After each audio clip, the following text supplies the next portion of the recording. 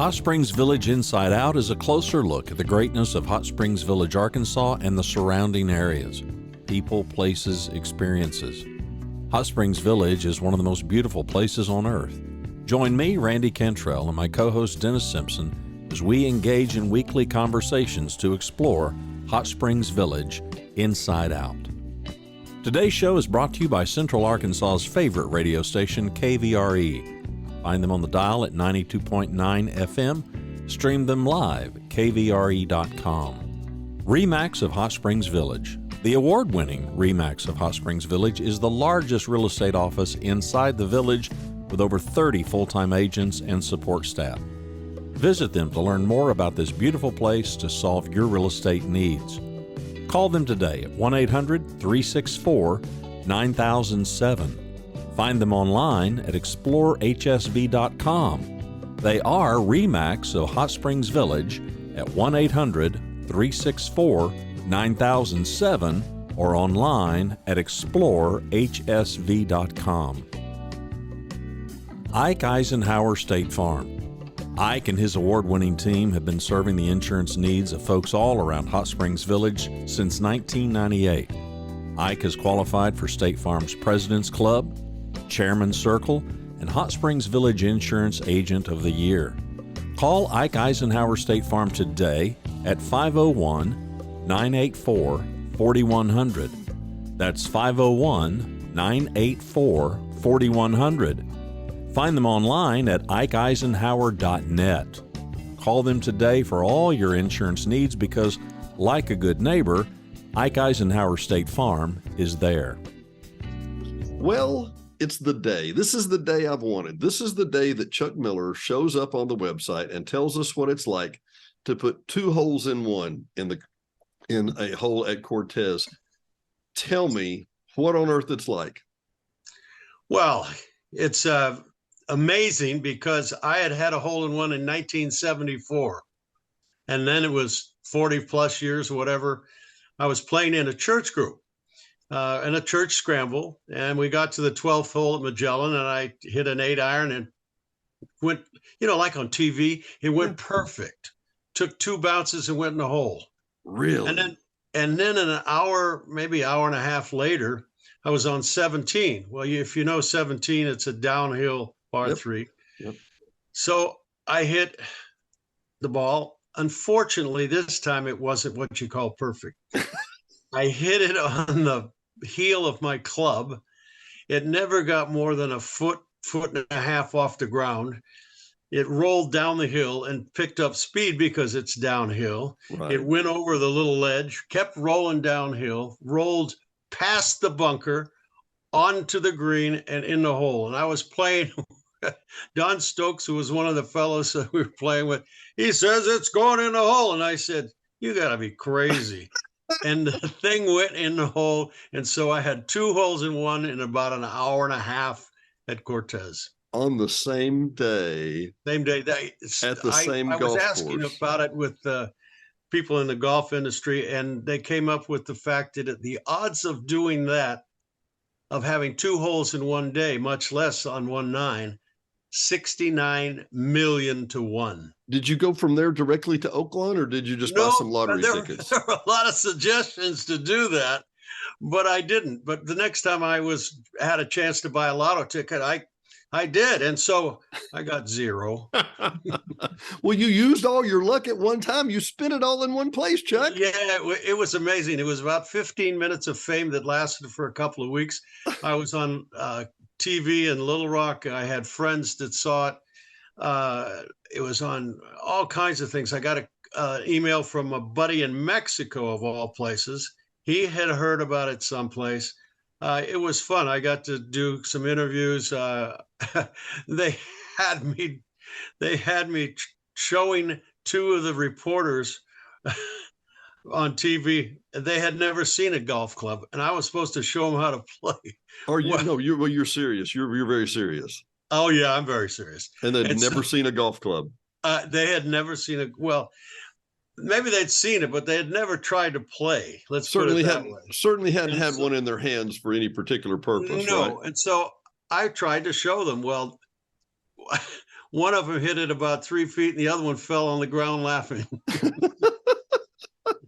But it was interesting that Tom Heffer and Matt LaLauren here at the Village with their golf.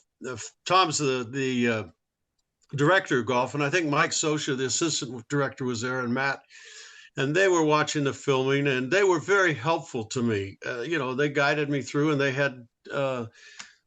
had connections with the PR agency that was handling the Village, and so I got a lot of press for something that was unbelievable. It is. That is remarkable. And so you're trying to replicate that every Friday, or how do you do that? Well, when I came here, I didn't know a soul.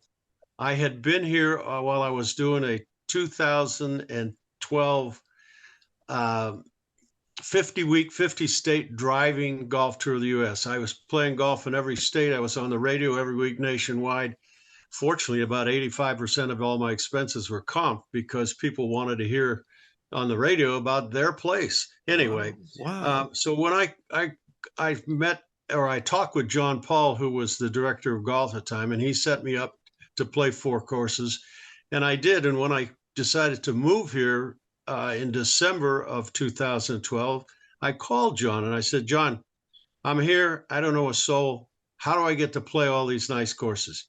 He said, take down this number. This number is for Joe Clem. Now, Joe Clem has been playing here since 2006. And evidently, when he came, he couldn't get into a group because everybody had their own groups. So Joe told me, he said, I started my own. Well, now we have as many as 40 guys that might play. There's many as 60 or 80 that are on the list. And so Joe fixed me up, and in one day I could play on Tuesday, Wednesday, Thursday, Saturday, and Sunday. Holy and so cow. I play maybe a couple, 3 times a week in the nice weather. And I haven't been playing now because I played, 2 weeks ago, I think, at Balboa. Yeah. In the 40-degree weather, in the wind at 20 miles an hour and gusts of 30. And I said, nope, that's it. So don't think so. No. Yeah. But I love playing golf here. Apparently, let's back the tape, do the backup noise. How did you become the traveling guy? How did you, what you woke up one morning and said, hey, I got this great idea. I need to travel to all 50 states and play golf in every one of them. Well, when I got out of college back in 59 at San Jose State, I wanted to be a travel writer because I thought that would be great, because I bummed around Europe after graduating from college. And I spent 7.5 months hitchhiking around Europe. And I thought, I really love to do this because I want to meet people. I want to understand their culture. So it was a goal of mine to do it. Now, you fast forward, and when I'm playing golf, and I went to Morocco 50 years later with Billy Casper and group of golfers. Billy set up the tournament with the King of Morocco.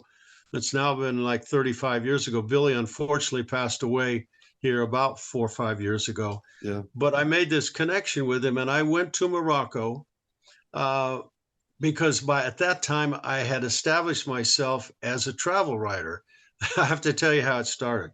Please. I lived in San Diego, and I wanted to be a travel writer, but I realized that there was no way I was going to make a living. So this is after I retired.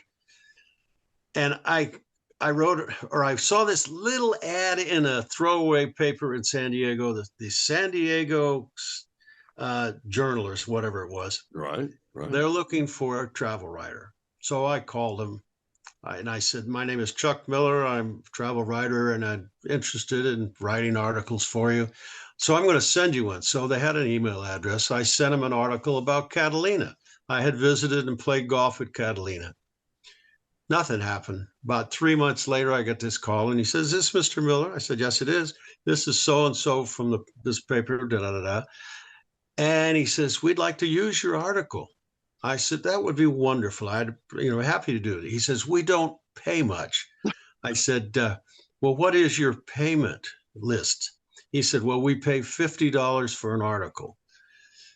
Well, there was a pause, and I said, well, I'd like to be in your paper. I said, that's considerably less than what I usually am paid, but I'd like to do that for you. So he said, okay. And so they ran it. Well, as soon as I hung up the phone, I whipped over to Kinko's. So you don't know Kinko's, it's mainly California, Kinko's Coffee. Yeah. And I got myself a business card because I had never been paid a dime. So that's how it started. And through things like that, I went one time to Del Mar. They were having a big travel show, and I asked people, you have fam trips for travel agents? Do you ever do the same thing for travel writers? Ooh. And a lady, Susan Bajecki, and I still remember her name, a wonderful lady, said, yes, this was in a Fiji booth. Long story short, she set me up for a trip for, I think it was 10 days to Fiji, all expenses paid. I wrote 2 stories, two of them were on my website. And that's how it got started. So I realized coming back when I wanted to go 50 states, because Bob Casper and I talked on the plane to Morocco. I said, Bob, you're on 50 weeks. There's 50 states. I'd like to do a 50-state golf odyssey with you. I had in mind, Dennis, to get funds to pay him for advertising for the show and also to help pay me. Well, it was the time when there was nothing going on in the country. It was just short of a recession. Right. So I called, I talked to golf clubs, I talked to beer manufacturers, I talked to everybody I could. And they said, I'm sorry, we're not interested. So I called back to Bob and I said, look, I can't get any funds. He said, well, Chuck, we like the concept. You could be on every week. Right. Okay, you do it and we'll have you call every week from a different state. So I did that. I left my home on January 8th, 2012, and I finished my 50th state, my 141st golf course, all comp, fortunately. In Hawaii, I packed up my bags after I flew home the next day. I left on December 8th of 2012, and December 2012, December 12th, 2012, I became a resident of Hot Springs Village. Whoa. So you travel 50 states, you play 50 different golf courses. 141. 141. I didn't know if that was total cumulative or what, but so. That was during the 11 plus months I was on the road. Holy cow. But you chose Hot Springs Village. I got to hear that story. I did, because I wasn't looking to change. I was retired, and I was available to do whatever I wanted, and I was not really looking for places. But when I came here, now you got to realize, where I lived in California, there were palm trees and there were eucalyptus. Well, I saw these beautiful trees. We live in a gorgeous forest. We do. There's 11 lakes. There's 8, 9 golf courses. I said, ooh, I like this place. So I decided to move here. I contacted Remax, talked to their people. And so I came back in November and found a place, moved back here in December. And it was the people primarily. Everyone I met was upbeat. They were enthusiastic. And I think the reason is everybody here basically came from a different place because they wanted to come here. But when they came here, they didn't know anybody. Yeah. So everybody's open. And I just love the people. I have friends, when I talk about the village, they ask me, I said, Chuck, are you in real estate? Are you trying to sell us something? I said, no, I just love Hot Springs Village. And I tell my buddies in California, I said, listen, you've lived in California for all your life, or 30, 40 years anyway. You have a house that you bought for 30 grand. Sell the place for $1 million, $1.5 million, whatever it's worth, and come to Hot Springs Village with this big pot of money. Buy whatever you want on a lake, on a golf course, in the forest, whatever you want, and still have this big pot of money, and then enjoy life like I'm doing. I had a gentleman who had followed the show, and he sold his parents' house and his house, and they were only going to have about 1.1 million. And he was at, well, I mean, what could they get? And I said, my comment was, which end of the lake do you want to own? That's right. Because you can buy half dozen houses for that price, you know. I'm sorry. It's just a fabulous place. I've been very fortunate in my life, and then here. I'm a member of Christ of the Hills United Methodist Church, and our pastor, who has since retired, Bubba Smith, and he's. Oh, yeah. I thought, well, that's a pretty appropriate name for a guy in the South, and it wasn't that. It was the fact that his siblings were all deaf, and so when he had put their hand on his throat, it came out Bubba, and so that's what he is known by for years and years. 50 or 60, I don't know. Well, I tell you, anyway. and I know Bubba quite well too, and okay. Bubba is a shining example of the fact that most people in the village are extroverts, and it can be annoying. I mean, it can be annoying now. And I love Bubba. You know, I'm teasing him. Yeah, I know. He's a sweetheart. Well, he gave a sermon, and he said, you know, God has a plan for you, and you don't know what it is. Yeah. And I went to him afterwards, and I said, Bubba, that was directed at me, wasn't it? He said, well, partially. I said, because how is a guy from California ever going to find Hot Springs Village, Arkansas? Yeah. And then how is he going to meet a beautiful, wonderful lady that I've married? And Myrna and I have been married 9 years coming in March. And I came here to play golf. That was it. I want to tell you, Chuck, and I think you're like me. I meet beautiful, wonderful women all the time. Now, that doesn't mean they want to be with me, but I meet them every day. I'm probably dozens in my lifetime. Well, I have to tell you the story. When I came here, as I said, I didn't know anybody. Yeah. So how do you meet people? Well, I opened the Village Voice, and there's lots of clubs and organizations. So I said, oh, here's one, Merry Mixers. Now, Merry Mixers was a dance club. Yeah. So I like to dance, and I said, well, I'll call, see what it is. So I called, and the lady answered the phone, and she was the president of the company, of the dance club. And I said, look, I just want to meet people. Here's what I've been doing. I was at 50 weeks, da-da-da-da-da-da. And do you have just men, single men and single women and couples that are there? She says, we have all that. I said, I just like to meet them. That's all I want to do, get to know people. So she says, take down this number. I said, why? She said, this lady, and she described Myrna, said she's a very lovely lady, da-da-da-da-da, loves to dance. And she just told me this week that if she met anybody that liked to dance, she would meet them, because for a whole year since her husband had passed away, she said, I don't know, no. Yeah. So finally, she said, okay, if he dances, I'll talk to him. Can you dance, Chuck? So I called, and so I didn't meet her for a couple of months because she was out of town and it was Christmas, etc. Well, when I called her, she called. Amy Maddox is the lady, and I tease Amy about this all the time. She called Amy and said, Amy, or Amy called her and said, this fellow's going to call you. And Myrna said, well, tell me about him. Well, she said, I just talked to him. I don't know. I've never met him. And Myrna said, you've never met him and you told him to call me? What is it? You know? Well, it worked out really wonderful.